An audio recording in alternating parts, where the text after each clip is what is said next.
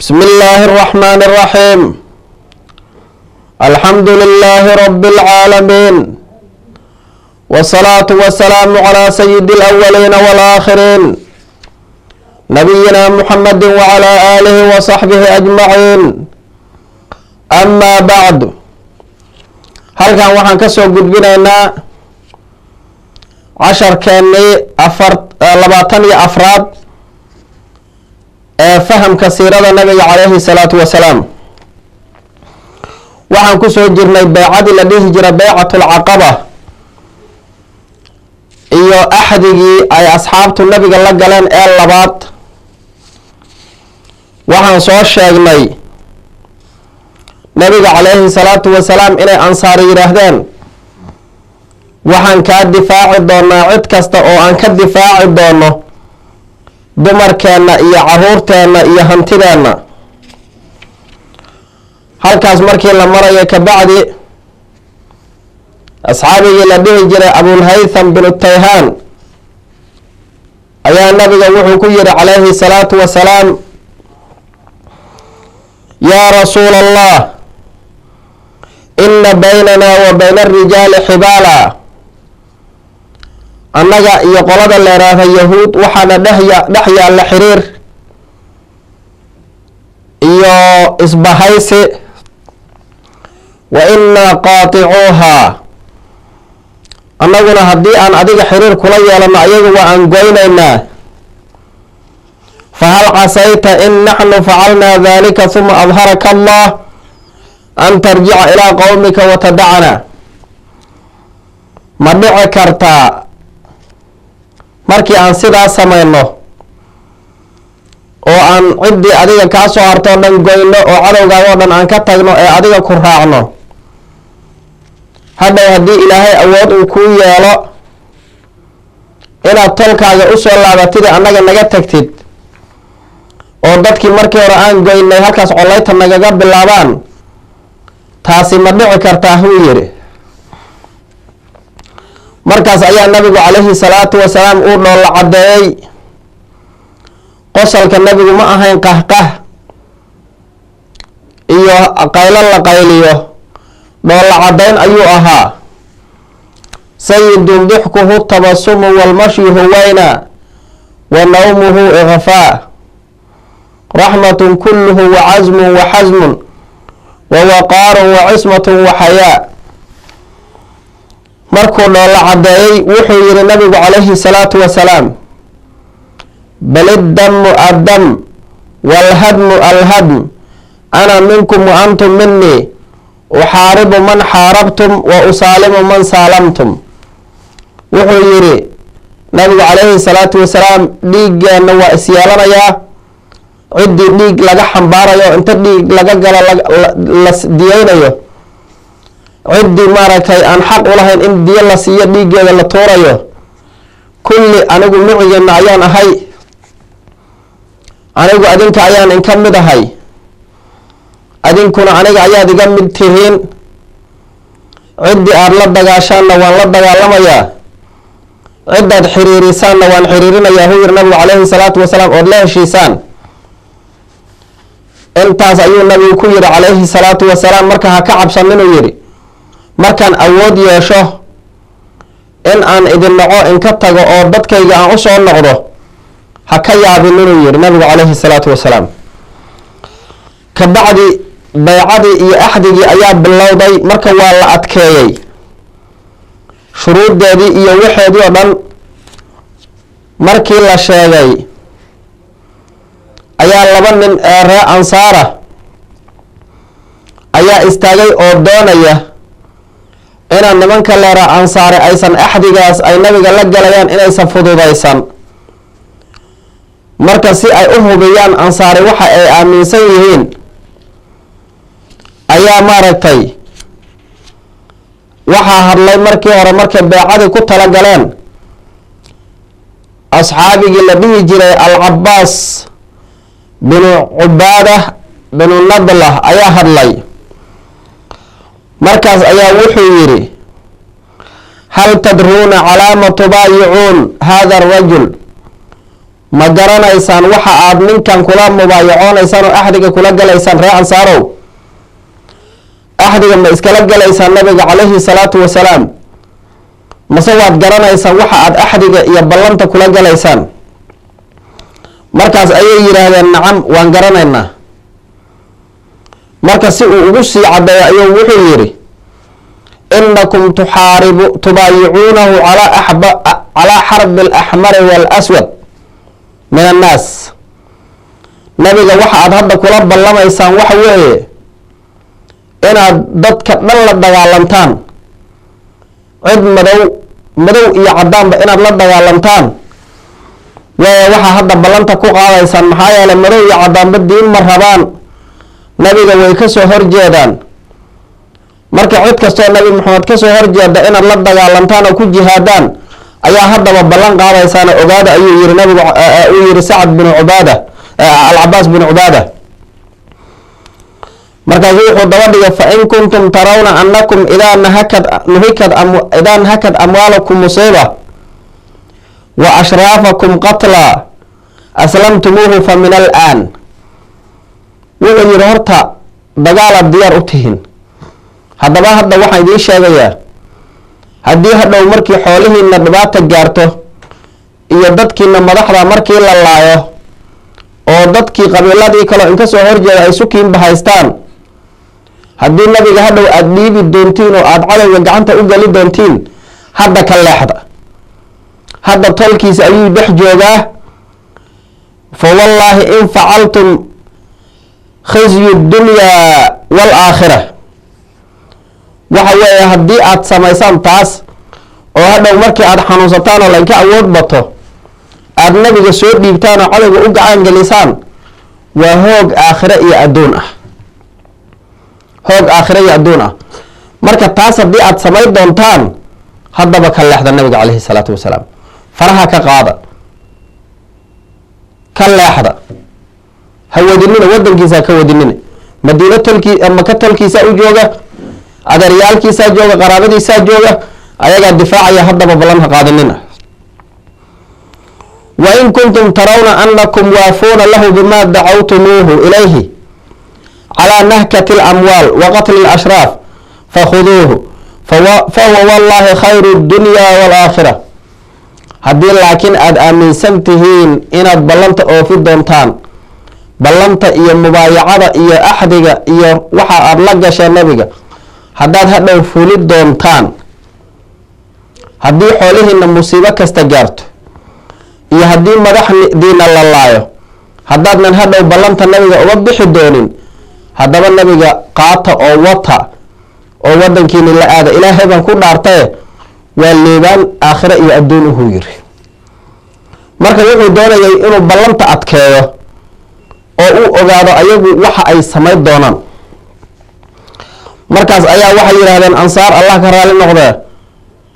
fa innaa na'khudu calaa musiibati alamwaal wa qatli alashraaf famaa lanaa bidalika yaa rasuula allah in naxnu wafiinaa bidalik annagu nabiga waan qaadanaynaa gurigeenna iyo wadankeenu inoo raacaya haddii xoolaheenna xataa musiibo kasta ku dhacdo haddii madaxdeenna la laayo nabi maxamed ka tagi mayno calayhi salaatu wasalaam laakiin rasuulka ilaahow intaas haddii aan samayno ee cid kastoo naga soo horjeeda aan la dagaalano adiga darta aan kula dagaalano maxaa annaga faa-iidahoon helaynaa rasuulka allow maxay ta faa-idada noogu jirtaa markaas ayuu nabigu yihi calayhi salaatu wasalaam aljanna janno ayaa helaysaan marba haddaa ballantaas inta qaadaan a ka soo baxdaan faa-idada aada helaysaani waa jannu yiri nabigu calayhi salaatu wasalaam allahu akbar markaas ayay yihaa obsod yadaka fabasada yadahu fabaayacu markaas ayay nabiga yihaa rasuulka ilah gacanta noo soo taag markaa ayaa nabigu gacanta u taagay oo la mubaayacooday marka riwaayooyinka qayb axaadiista qayb waxay ku daraan markii nabigu gacanta usoo taagay oo uu doonay inuu la mubaayacoodo ayaa nabiga gacantiisa waxaa qabtay ascad binu zuraara asxaabigii la dhihi jiray oo ayaga ugu da-yara 70 nin ugu da-yaraa marka ayaa wuxuu yihi ruwaydan yaa ahla yathrib waree madiinow bal u kaaja tartiib ha degdeginina إنا لم نضرب إليه أكباد الإبل إلا ونحن نعلم أنه رسول الله أنه وحير مركي عن صوت سفريني أو جيل أن صورها وأوسو سعني إسكما أن صوت سعونا مسوى آدم وحن أغين إنه رسولك إلهي تاسو ويقين سنين شاكي ما يمتشرين مركا سفر كاسوء قليني ويقين سنين وحير النبي عليه الصلاة والسلام وأن إخراجه اليوم مفارقة العرب الكافة مفارقة العرب الكافة بحنت مانطي النبي كحيسانا أو مكة كودانا مدينة ودانا هنا وهو عرب لنا هرت إسدينوي هاي العرب لنا النبي وإديدن تصمع عليه الصلاة والسلام مركا النبي محمد دورتان عربنا وإسديدن كو وقتل خياركم يددك نبو مناكسان والله الله ينويه دقال دعو دون عرب اسلا دقال لم دونتان وفود اصدار دونتان وان تعضكم السيوف يسافتو اني هدو اذن قنينتو عرب انت دقال انكو سوق عبدو قعنت لا انصار هرت التاسوي هذا بلانتا قاعده اصلا بلانتو رو انكو سي ادكيو فاما انتم تصبرون على ذلك فخذوه واجركم على الله واما انتم تخافون من انفسكم خيفة فذروه فهو أعذر لكم عند الله وحير هدي عاد بلانتاس أو في الدونتان أو مركي عربي إنكو سوجيوستو عربا من إذن لدقا لمتو عاد هدو عاد من أجحي دونين النبي إلهي عاد دورت دونتان عاد ساكو أتكيسد دونتان نبي هدك عايستا وآخر يأبدو اللي بانتد أجر كان إلهي يتكيه ليسان haddaadna ballanta ka bixi doonina adkaysa doontaan allah ilaah sax waa ku taageersanahay wata nabiga calayhi salaatu wasalaam laakiin hadhow markii aad cabsataan oo carabi dagaal idinku soo weerarto oo dhan kasta qabiilada carabada kaga yimaadaan haddii nabiga aad hadhow gacan geli doontaan oo nabiga aad u dhiibi doontaan cadowgiisa hadda ka leexdo ilaa agtiisa cududaarad haysataanoo hadda waxaadna awoodi karin laad ma dul saarina haddaba nabiga hawadin inuu yidho nabiga ha qatalinina markaas ay sidii hore kala yiraahdeenoo waxa yiraahdeen yaa asad amit anna yadak fa wallahi la nadaru hadhihi albay'a wala nastaqiluha asad dhaaf gacantada naga wareejino sida nabiga calayhi salaatu wasalaam ilaahay baan ku dhaaranay bay'adan kama tagayno mana yeelina in la ka wareejiyo ballan way nabiga calayhi salaatu wasalaam annaga wadanayna naga kaxaysanayna dhaaf saad markuu arkay inay marka diyaar u yihiin inay tadxiyo iyo naftooda ay u huraan nabiga calayhi salaatu wasalaam hadda ascad waa ninkii oo muscab bin cumayr daaciga la ahaa markaas ayuu allah ilaah u bilaabay baycadii oo wuxuu ahaayaa la yidhaahdaa ninkii ugu horeeyay ee nabiga la mubaayacoodo ayuu ahaa ayaa la yidhahdaa taas marka waxa weeye waxaa bilaabatay intaa ka bacdi baycadii iyo mubaayacadii caamka ahayd ee guud ayaa bilaabatay markaas ayaa jaabir wuxuu yiri nabigu calayhi salaatu wasalaam faqumnaa ilayhi rajulan faakhada calayna albayca yuctiina bidalika aljanna markaas ayaa wuxuu yiri 70 nabiga inta mid ugu istaagnay ayaa naba markiisa u tagay nabiga la mubaayacoodo gacanta uu saaray asagoo nabigu qof kastaba ballan jannada u qaaday yuctiina bidalika aljanna jannada soo noo ballan qaadayo leh waxa weeye jannadna leedihiin ballantan maadaama aad taageeraysaan xaqa ugu caawinaysaan jannaad leedihiin marka gacanta wada geliyeen markii laga reebo labadii gabdhood ee ansaareed ee la socday ciid asxaabtan oo ahaa nusayba bintu kacab iyo asma bintu camar labadoodaas nabigu gacanta kuma qaban oo labadoodaas dhacdadan waa ay xaadireen ayaga afka nabigu kala mubaayacoodo ما صافح رسول الله صلى الله عليه وسلم امرأة أجنبية قط نبي هواني أجنبي وليس قعنتي هذا مرحن قعنتي هذا مقبا عائشة حديث البخاري جاها إلى أيضا كل أرتي قعنت النبي ما أي سمتابا قعناك أجنبي هي النبي آية عائشة ها مركا النبي عليه الصلاة والسلام دمر كينا أنا قد دمر كأجنبي ما تابتو ليه جراي قعنتو كلام مبايعود wuxuu kala mubaayacooda afka ayuu kala mubaayacooda intaa kadib markii ballantaasi ay dhacday adag nabigu calayhi salaatu wasalaam wuxuu doonay in dadkan faraha badan ee meesha yimid oo 70 gaaraya inay madax yeeshaan iyo hogaamiyaal hadhow wixii talada ah ay uga dambeeyaan maxaa yeelay hogaankana waa ka bedelan yahay hogaankii hore ee reer ansaar lahayn hogaamadii hore kuwa aan diin iyo khayr iyo midna ku dhisnayn ay ahaan laakiin hadda waa hogaamo oo diini ah hogaamo diini ah wey markii baycadii dhamaatay ayaa nabigu calayhi salaatu wasalaam wuxuu ku yiri اختاروا 12 رجلا زعيما يكونون نقباء على قومهم soo doorta 12 oo madax ah oo hadhow idinka madax idin noqda soo doortiyo hogaamiyaal ah oo dadkooda hadhow madax noqdo ninba u matala dadkii oo qodobadan iyo ballantan aan galnayna kafaalo qaada oo oofiya أخرجوا إلي منكم 12 نقيبا ليكونوا على قومهم بما فيهم إيسو صار لبيه تونن أو مدح كان أنيقا أو ينكا كامدا أو هدو دادكو هذا مدح أنه المسؤول كأهذا بلانتا يوحى اللي يقولوا أنه المسؤول كأهذا مركا عيا وحا لصوت دورتا لبيه تونن أو مدح سقال وحا يهان قبيلك اللي يراهدو خزرج إلا أنصار وحا يهان أوسي خزرج sagaal khasraj ahaan maxaa yeelay khasraj badnaa saddexna waxa ahaan raa'os magacyadoodu waa kan sagaalkii raa khasraj ayuu ku bilaabay marka hore kan kalaad wuxuu ahaa ascad bin zuraara oo ninkii nabiga la hadlay waa khasraj kan labaad wuxuu ahaa sacad bin rabiic waa khasraji kan saddexaad wuxuu ahaa cabdullaahi bin rawaaxa shaacirkii rasuulka كان أفراد وحوها رافع بن مالك بن عجلان كان شنب وحوها البراء بن معرور كان لحد وحوها عبد الله بن حرام كان تضبط وحوها عبادة بن صامد بن قيس كان سداد وحوها سعد بن عبادة كان سقال وحوها منذر بن عمر بن خنيس سقال كسر خزرج قبيل كلا رأي كتر سنة تضبط صدح لك أوس كتر سنة إلا أوس وكذا رأينه وأسيد بن حضير يا سعد بن خيثمة يا رفاعة بن عبد المنذر رواية قار أيا ماشا كان رفاعة بن عبد المنذر وحي كب الدلان أبو الهيثم بن التيهان أي كب الدلان انت كبعد نبي عليه الصلاة والسلام بيعدي يبلنتي عام كاهد جودة ضدك لقى لك بعدي بلن قولوه لمن كان الله سيقال النبي عليه الصلاة والسلام أو كمسؤولين أيضا مسؤولين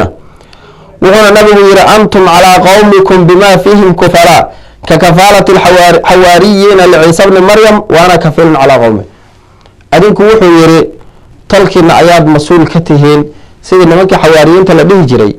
أي مسؤول أقوء النبي عيسى تلك أقوء أنا أقول المسلمين طبعا أياد مسؤول كأحد مركز أي يرهدن نعم رسولك إلهي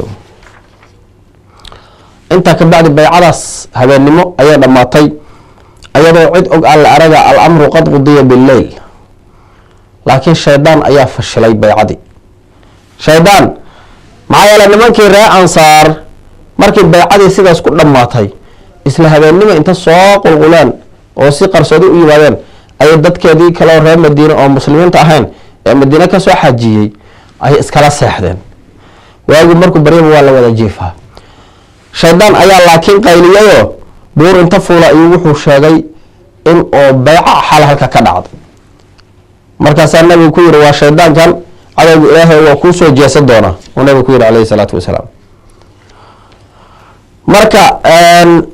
raansar raamaka gaalada raamaka waa ay ogaadeen in wax jiraan waxa way wixina ma caday karaan waxa subaxdii baaritaan bilaabeen laakiin baaritaanka ka hor أنصار لفتي قد واحد أدي أرجع دجال مرة بعد وحي لا غيره وحي لا فشلي هذا رجل لا دجال لا بكرسمان وهو عبادة بن عباس بن عبادة بن نضل أصحابه اللي هذا أيها الرسول كويري والذي بعثك بالحق إن شئت لنميلن على أهل منا غدا بأزيافنا رسول الله ورطواتنا أو شو فشلتي لكن هدي أهرب تيجي البري من ضدك الجوج أو رامك سافتن سعرنا دجال أنا جاب كوب لعبة نير هذا كعب سنة نير إن أن كعب سنة أيجا annagaaba ku bilaabaynu yiri beri markaasaa nabigu yiri calayhi salaatu wasalaam lam nu'mar bidalik walaakin irjicuu ilaa rixaalikum welina lama fasixun yiri nabigu calayhi salaatu wasalaam oo amarna lama siin inaan dagaalami karno ilaahay nooma ogolaan weliye ku laabta guryihiina ayuu yiri nabigu calayhi salaatu wasalaam markaas ayay guryahoodii ku laabteen ilaa ay ka waabariistaan quraysh marka warkii qayladii markii ay maqashay waxay bilowday quraysh cabasho inay soo gudbido oo ay reer madiino u soo cawdaan dadkii madiina ka yimid xajka oo reer madiina ahaa oo xajka yimid ayay odayaashoodii ayay la hadleen quraysh waxay yidhaaheen saasaa jirta ninkii maxamed ahaa oo aan ku dhibtoonayn ayaa hadda rag adinkan ka mida la shireen waxa way nagu gacan siinayaan balaayaa nagu dhici doonta qaylo markii intaas ay cabashada soo gudbiyeen oo maaragtay ay adkaatay xaaladoodu ay adkaatay waa yidhaha yaa macshar alkhasraj inahu qad balaqanaa anakum qad ji'tum ilaa saaxibina hada tastakhrijuunahu min bayni adhurina reer khasrajow waxaana soo gaaray inaad adinku u timaadeen saaxiibkeen oo dhexdeenna ka wadateen oo aada ballan la gasheen inaad nala dagaalantaan annaga ballan asag kula gasheen waa yidha ilaahay baan ku dhaaranaye ma jiro qabiil aan ka necabnahay inuu dagaalla dhex maro adinka oo ma jeclin inaan dagaalano annakii adinku marka maxaa arrintaa u samaysanaa reer khasraj waxay yidhaahdeen ayagu hadda war ma hayaan soo maha ayagu maadaama aysan war hayn oo waxaan habeenkii arrintii qad qudiya bilaahi ay dhacday habeennimo la dhameeyey ayaa waxay yidhaahdeen ilaahay baan ku dhaaranay waxaas ashaydan ma jiraan maba jiraan yidha warkaas waliba munaafiqiin weyne cabdullaahi bin ubay bin salool ayaa yidhi waa baatil warkaas aniga tolkayguna haddii ayba rabaan tala inay gaaraan iyo arrin aniga ima dhaafsiyaan marka hadday waxaas jiraan aniga ayaa la isoo gaarsii laha yidhi ya muslimiintuna waa isfiiriyeen niba ninka kaloo fiiriyey aamus ayaa la magan gala shab maxaa yeelay haddii warkaasi banaanka u baxo ayaguna ay rag yar iska yihiin khatarteeda waada marka muslimiinta waa iska aamuseen oo waxa weeye waxaa la yidhi haddii hadalkaa la ogaado khatar wey laakiin kufaaru quraysh ma quusan warkiina waa ka dideen saaxiibadood oo madaxdii reer yathriba ayagoo marka hongoobay oo waxa ay rabeen gaari waayey ayay iska laabteen intaa kadib qurayshi waa ogaadeen runtii oo in mubaayaca dhacday oo ansaar rag ka mid ihi oo ilaa 700 ah macnaha qabiil reer madiine marka ahaa ansaar magacaas ma qaadan weli reer madiino rag ka mid ihi inay nabiga mubaayaco la soo galeen xal ilaa 700 ah qurayshi waa ogaadeen maadaama shaydan ula qayliyey marka mar kale ayagoo wixii inay hubaan ay u dhowdahay ayay soo laabteen oo wixii baaraya markaas qurayshi raggii asxaabta ahaa oo galay hawsha ballanta waaba baxeenba qurayshi marka waxay isku dayeen inay eryadaan oo soo qabtaan raggaasba inay gacanta ku soo dhigaan ayay isku dayeen marka waa ay cayrsadeen fardooleydoodii ayay ku cayrsadeen markii ay raacdaysteen oo eryadeen waxa weeye intii badneed way qaba waayeen laakiin waxay ka daba tageen sacad bin cubaada iyo mundir bin camar labadaas nin ayay ka daba tageen waa ay raacdaystaan mundir waa ka baxsaday mundir bin camar waa uu ka fakaday gacan cad ayuu uga baxsaday laakiin sacad ninka la yiraahdo gacanta ayay kusoo dhigeen sacad bin cubaada gacanta ayay kusoo dhigeen markay gacanta kusoo dhigeen waa ay soo qabteen waa ay xirxireen gacnihiisa iyo qoortiisa ayay isku xireen xarig oo maaragtay ugu xirxiraa rarkii u watay ayay ku soo xirxirteen markaas ayay garaaceen ayagoo jiidaya oo maaragtay tinta inta ku dhago soo jiidayay maka soo geliyeen sacad bin cubaada markii ay maka la soo galeen ayaa waxaa arkay mudcim binu cadiy ninkii la dhihi jiray iyo xaarith binu xarb binu umaya markaas ayay ka fujiyeen war sii daa yiraahdeen ninkan maxaa ku haysataan waa ninkan sii daa yiraahdeen maxaa yeelay sacad markii uu madiine joogay ayuu mudcim binu cadiy iyo xaarith binu xarb binu umaya ayuu hantidooda iyo safarkooda u badbaadi jiray magangelyo sii jiray hantidooda iyo safarkooda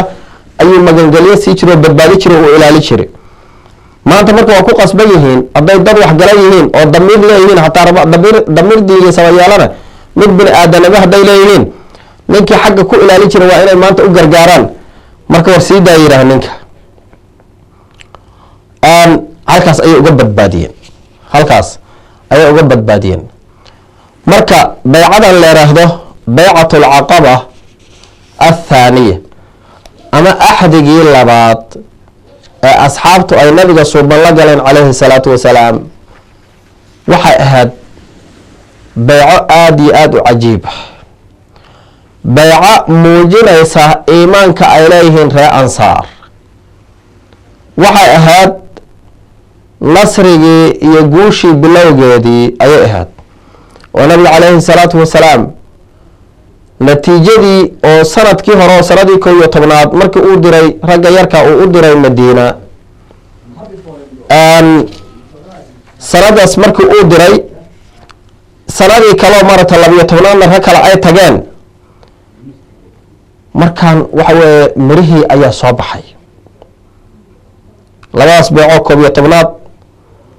iyo 12aad mirahoodii ayaa soo baxay marka waa meesha oo ansaar waxyaalaha ilaahay ku fadilay ilaahay uu ku sharfay maxaa ila reer Makka intaas ayay nabiga la joogay kaleey salaatu wasalaam intaas ay beeninayeen intaas ay diidayeen ma ay saqaadan islaamka ilaa wax yar ma ahan laakiin ansaar si degdeg ah ku soo qaateen ilaa ansaar ay noqdeen iimaanka kuwa kamid ah jacaylkooda uu noqday iimaanka kuwa kamid ah la yuhibbuhum illa mu'min ولا يبغضهم إلا كافر والنبي عليه الصلاة والسلام أو كما قال أنصار وحا جعلادات مؤمن وحانا نبعادات قال أما منافق آية الإيمان حب الأنصار وآية النفاق بغض الأنصار في البخاري حديث بخاري والنبي عليه الصلاة والسلام على مدى إيمانك وقف كان إنه إيمان لا يهيتسير إيسا وأنصار أولا جعلاته calaamada tusinaysa in qofka munaafiq uu yahayna waa ansaar al-baad marka ansaar macnaheedu waxa weeye waa ku heeliyay nabiga u heeliyeen nabiga garab istaageen nabiga gacan siiyeen sallallahu alayhi wasallam ayadan Allah ka raali noqdo intaas marka ay dhacday ee ansaar ay nabiga ballantaas la galeen ayuu Aws iyo Khazraj ah ayna u laabteen magaaladoodii Madiina qurayshna ay ogaadeen warkii faafay ee qabiil kale inuu gacan saar la yeeshay nabi Muhammad iyo asxaabtiisa qurayshna ay ku war heleen quraysh waxay cadaadis saareen iyo colaad iyo dagaal asxaabtii rasuulka kaleey salaatu wasalaam asxaabta ay cadaadis marka ku qabteen ilaa halkaas ay ka bilaabato hijradii fasaxeedii iyo insha Allah taala 10ka damban uga hadli doono halkaas hijradii ayaa ka bilaabatay iyo bilowgeedii إلهي سبحانه وتعالى هنقول أنفعه نبي محبتي سنة الله نسيه 10 كنا انتهى سيكون والسلام عليكم ورحمة الله تعالى وبركاته.